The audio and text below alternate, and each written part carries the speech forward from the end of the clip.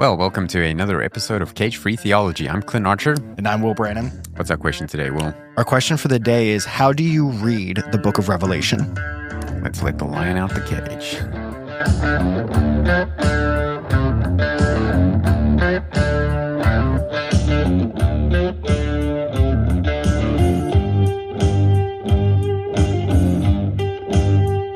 All right, Clint, there are so many places that we could start on this one. We already did our episode on eschatology, various approaches to eschatology. Now we're zeroing in on how to read one book in the Bible and how to understand one book in the Bible. So let's just start walking through the main ways that Christians do this. So there are four main views of how people read the book of Revelation. What are they? Where do you want to start? Well, the four main views, we'll just list them. There's Preterism, Historicism, Idealism, and Futurism. Mm-hmm. And I would be a futurist. Okay, so should we start with that one because it's the right one? Yeah, let's do it. Okay, so what is Futurism and why do you read Revelation that way? Okay, so one of the big issues is the genre. Whenever you're interpreting something in Scripture, hermeneutics is the art and science of understanding and interpreting Scripture. When you look at hermeneutics, one of the things you want to look at is the genre of the literature. So you're going to read a poem in Psalms differently from a narrative or, story of Samson or the law of the Old Testament. You're going to read that differently from a prophecy. So once you realize that you're in a prophecy, you are open to the idea that they're going to talk about things happening in the future. The prophecy of Isaiah, let's say Jeremiah prophesied that Israel would be kicked out of the land, exiled from the land for 70 years. And then many years later, that actually happened. And he predicted that before it happened. Isaiah predicts the virgin will give birth, et cetera, et cetera. So when you get to Revelation, you realize, well, this is a prophecy. That means, well, the book has impact on what the future is. It's telling us what's going to happen in the future. That's what a futurist would say. Mm-hmm. And that's how I read the book of Revelation. Of course, some part of it is epistle. He writes letters to the seven churches. I believe those were actual historical churches, just like Ephesus and the letters to the Philippians. And there's an apocalyptic sense to it. An apocalypse is its own type of genre. God communicating through a mediator to man, usually an angelic or divine mediator, and giving visions of the way the world will end. So there's those elements. But primarily, I view the book of Revelation as a prophecy that John is being told, this is how the world's going to end. This is what's going to happen in the future. So dive into that a little bit, because this is something I hear all the time in this discussion. Well, Revelation is apocalyptic literature, which means you can't take any detail of it in a literal manner at all. So what apocalyptic literature is that clear cut? Is apocalyptic and prophecy, are those synonyms? Are those two different things? Elaborate on that just a little bit more. They're not exactly synonyms. Apocalypse is kind of a subgenre of prophecy.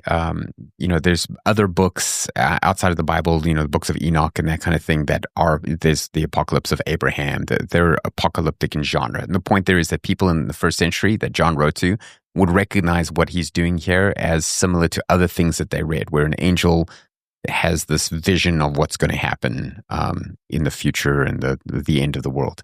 And so it is characterized by symbols, animals and creatures, beasts, that kind of thing that symbolize something else. It is characterized by numbers having significance.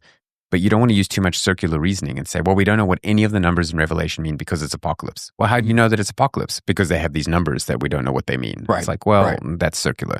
The number 7 churches, I think there's 7 churches. Right. 1,000 years, why can't it be 1,000 years? The tribulation being 7 years, why can't it be 7 years? That kind of thing.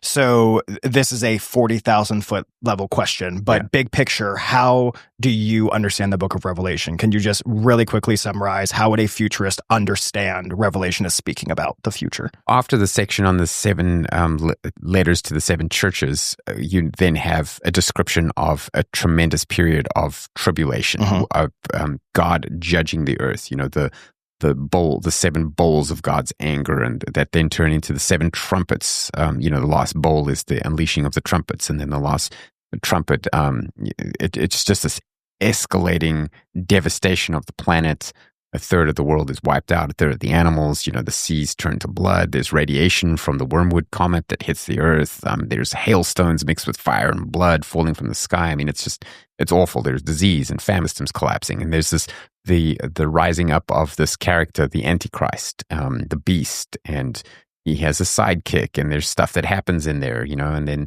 the prophets come. Like it's this very dangerous time to be alive. The church has been removed from that, it seems. The church is not mentioned during that tribulation time.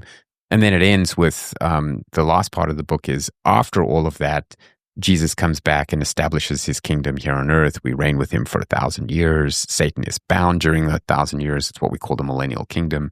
And at the end of that, Satan is released. And the people that have populated the kingdom, there's unbelievers among them. They turn against Christ. He destroys them. And then you've got the vision of the New Jerusalem coming out of the heavens onto earth that initiates the eternal state, what we call. Yeah. So super simple 2-point outline of the book: Revelation 1 through 3, past; Revelation 4 through 22, future. Right. We view that as coming in the future, and that those events will actually happen. Yeah, it's a prophecy, and you would interpret it the way you interpret the other prophecies in Scripture. Yeah, they were mysterious to the people who saw them, perhaps. Maybe Isaiah and his early readers didn't know that the virgin birth was going to be a literal virgin birth. But once history played out, the people that saw it were like, oh, Matthew says, oh, yeah, this is what Isaiah said about it. Yeah, that's an important point, because one of the reasons we read the prophecy of Revelation the way that we do, literally, for the most part, is because of Old Testament prophecies that were fulfilled literally. So we see that that's how God has given prophecy in the past. Right. Okay, so which one do you want to do next? Do you want to talk about preterism, idealism, or historicist?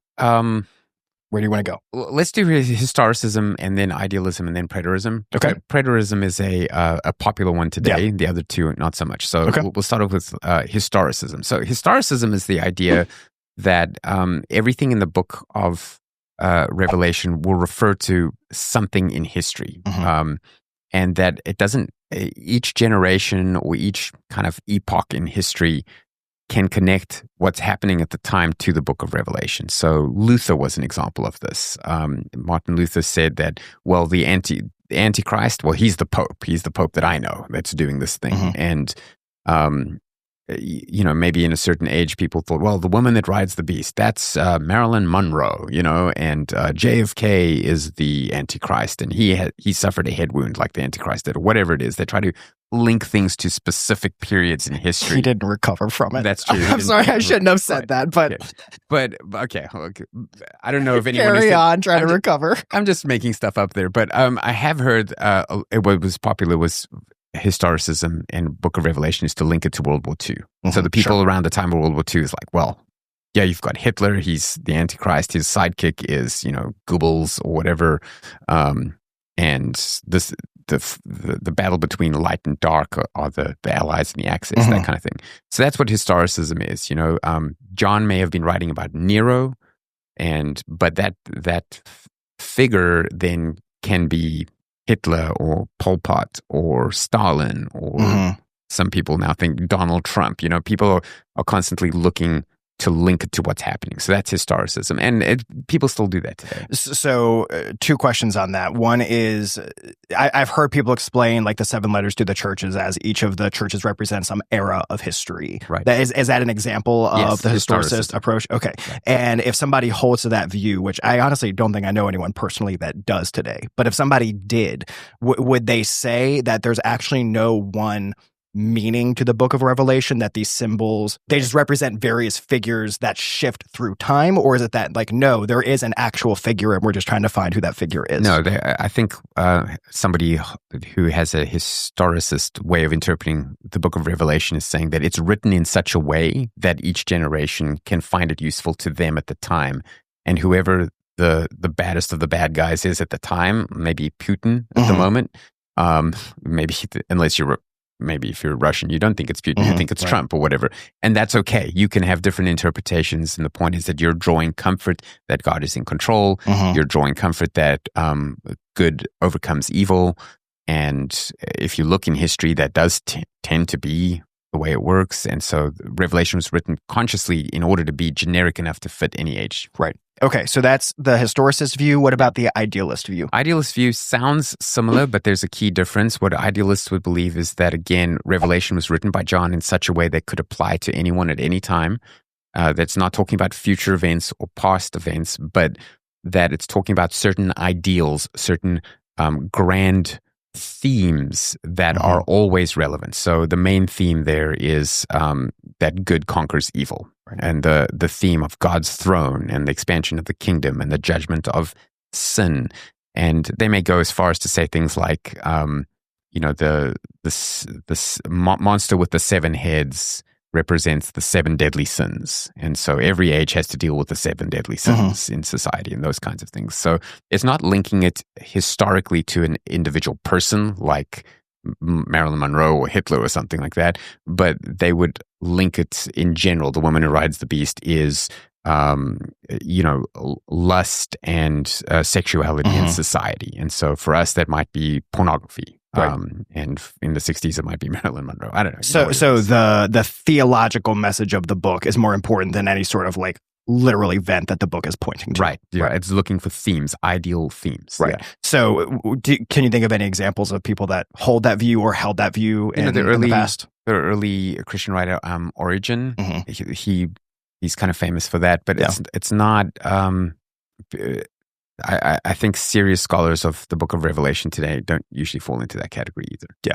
We could do a whole rabbit trail here that I won't take us down, but Origen is an interesting example to give, because if you study his Hermeneutics, he was one of the men that really promoted this allegorical approach to Scripture, that no, there's this deeper spiritual theological meaning that, it says what it says, but there's more beyond that, which is what we're trying to say. No, like just stick to what the author said, stick to the original intent.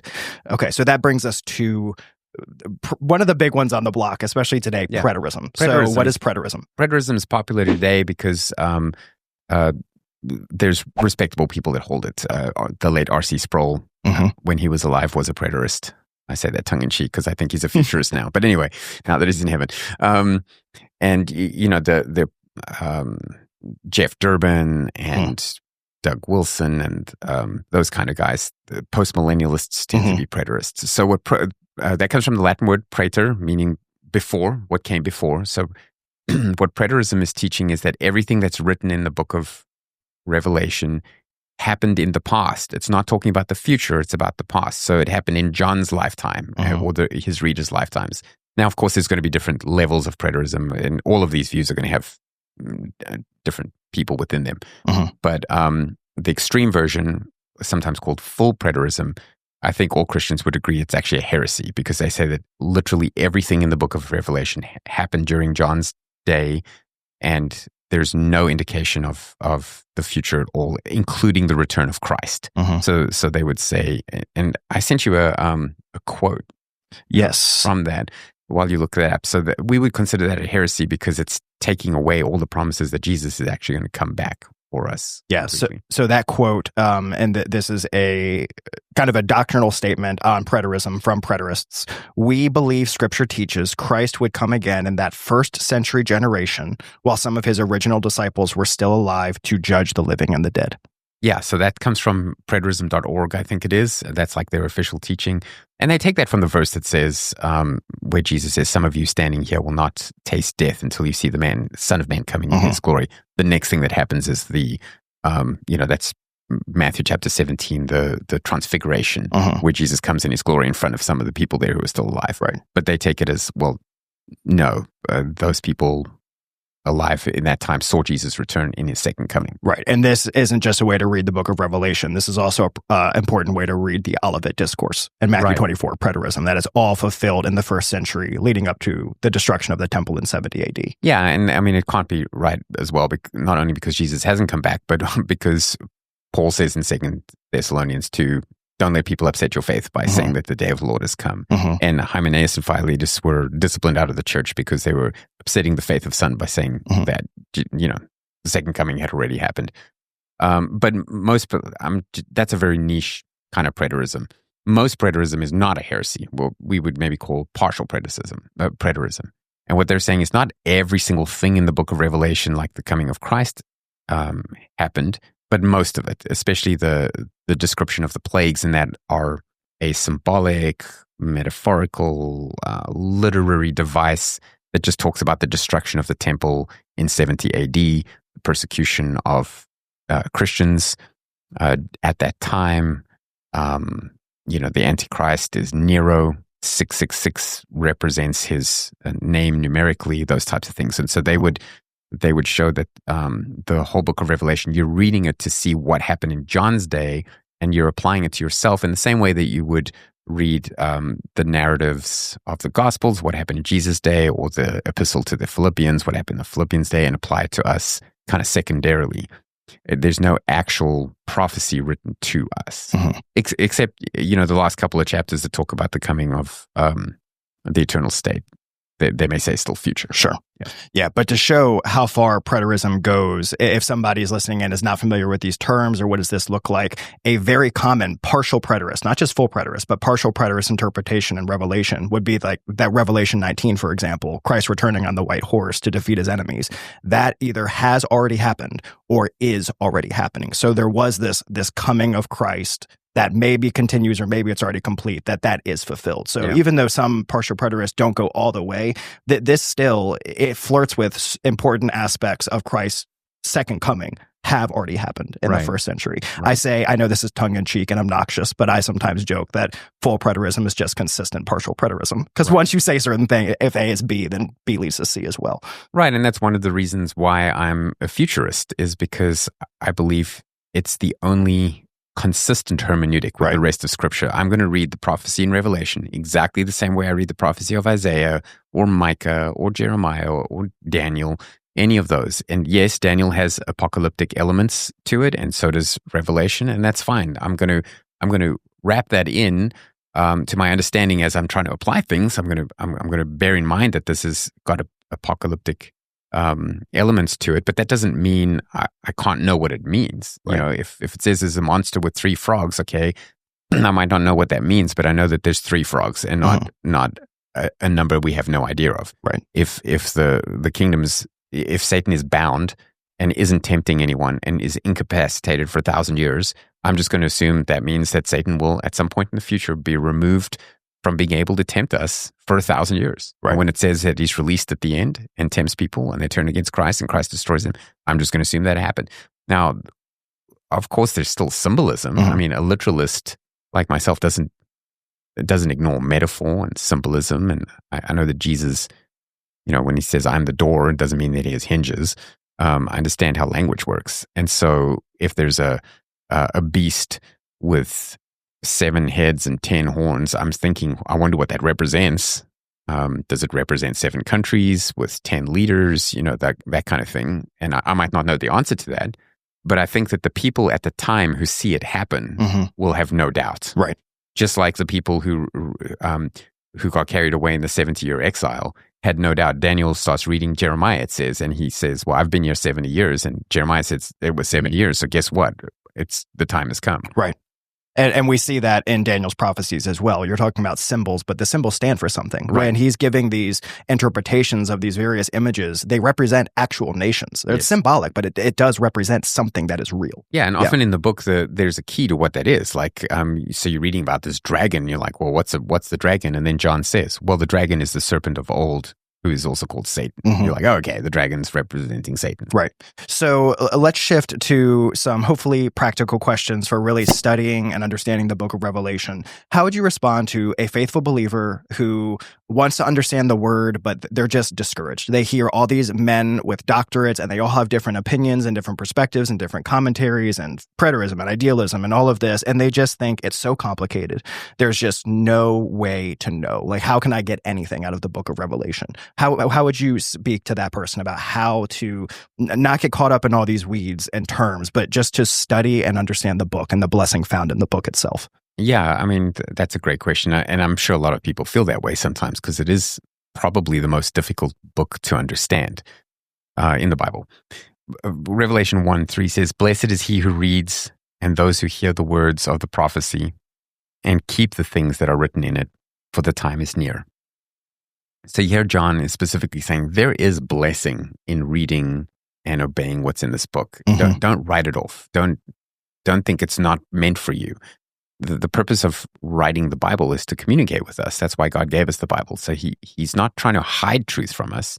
He's revealing truth to reveal, to us. not to hide. So whatever you read there is him revealing it to you. That's why it's called Revelation. This was revealed to John, handed over to us, and John says, hey, there's blessing. I want you to read this. I want you to do it. And so I would say keep it simple. Don't overthink it. Don't think that you need to lock down every detail of everything you're reading in there and figure it out. Bear in mind that it definitely has, the book has tremendous blessing for you now. It's going to encourage you that no matter what's happening in the world, it's going to get a lot worse than you have now. But no matter how bad it is now or in the future, God is in control. Nothing happens outside of his plan. Everything is scripted beforehand. So we know, well, he said this was going to happen. And you can skip to the end and say, oh, and he wins. I also think it's helpful to know that whole period of time where the judgments are so terrifying, the church is not there. That's why a pre-tribulational rapture, we should maybe do a whole episode on that at some point. Did we? I think we did, didn't we? Oh, we did. Oh, yeah. Brandy says yes, off in the distance. Right, we did. Oh, I should go listen to that one again. But the pre-tribulational rapture is an important part of this because it gives you such comfort that, hey, God's not angry with you as the church. The church is the forgiven one. We're the one, there's no condemnation left. This condemnation that's poured on the earth are for the people that rejected Christ, not the people that accepted him. Yeah, an important point there, because this is something that sometimes is used against futurism, is like, well, if you're saying the church isn't there, what is the point of this? Like, what does this mean to us? What does this mean to the first century believers? And this is how prophecy works. God speaks about events at different times to encourage his people in the present. There are numerous prophecies. Think about all the prophecies of the Messiah. Those were not fulfilled to Isaiah in his day, but they were given to him for his blessing and for him to see God's plan unfolding. Yeah, of course. The prophecy for the people who hadn't seen it fulfilled yet are encouraging for them because they know it's going to be fulfilled. I mean, all of the prophecies about the comfort of the restoration of Israel are given to Israel just before and during their exile and judgment of God. And the point of the prophecy that one day I'm going to restore you is for you to know, hey, I've got a plan. This isn't just the end of Israel. And in the same way, you can read God's plan to destroy evil and judge the earth and then bring all things, to the eternal state of glory and say, well, man, I'm so glad I'm not going to be there. But man, I have a lot of confidence that God knows what he's doing. Right. So final question. Somebody says, okay, I'm convinced there's blessing in the book of Revelation. I want to open it. I want to read it. What practical tips do you have? Think like resources, books, or how would you encourage somebody to go about actually getting into the book and studying it? Anything you would add there? If as a first step, I would read the book in a good study Bible that has notes. And of course, depending on which Bible you choose, they're going to either show you preterism, like let's say I think the ESV study Bible probably leans a bit more that way, or gives more of the views. Multiple views. If you start with like the John MacArthur study Bible, that's going to be a futurist, literalist view. I would say that that's the best place to start. Just read it with the notes being explained. It's very thorough there. Otherwise, you can get a commentary. Tom Schreiner has a new commentary out in Revelation. Tom Schreiner is famous for being very humble about how difficult the book is to understand, and so not being dogmatic on certain points, and in fact changing his view over the years. But it's an excellent, I've read the commentary cover to cover. It's an excellent commentary. And I think that's the best place to start. One other thing I wanted to add about the blessing of reading the book, and even as terrifying as it sounds, the way the world's going to end, that helps us to know how the world's not going to end when some people try to, have a doomsday view of what's happening. Someone's like, oh, climate change, the ice caps are going to melt and the whole world's going to flood. Well, we know that that's not going to happen.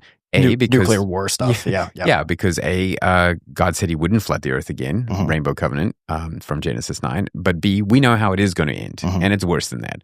But at least we know it's not that. And so when people are like, well, these nations are all going to, there's going to be this nuclear holocaust to wipe us out, or an asteroid's going to come and knock us off of the axis, or there's going to be a nuclear winter that wipes everyone. It's like, yeah, those would be bad ways to go, but we know the actual way it's going. So when that comes, we could say, no, we've got comfort. God knows how it's going to end. It's not like that. Okay.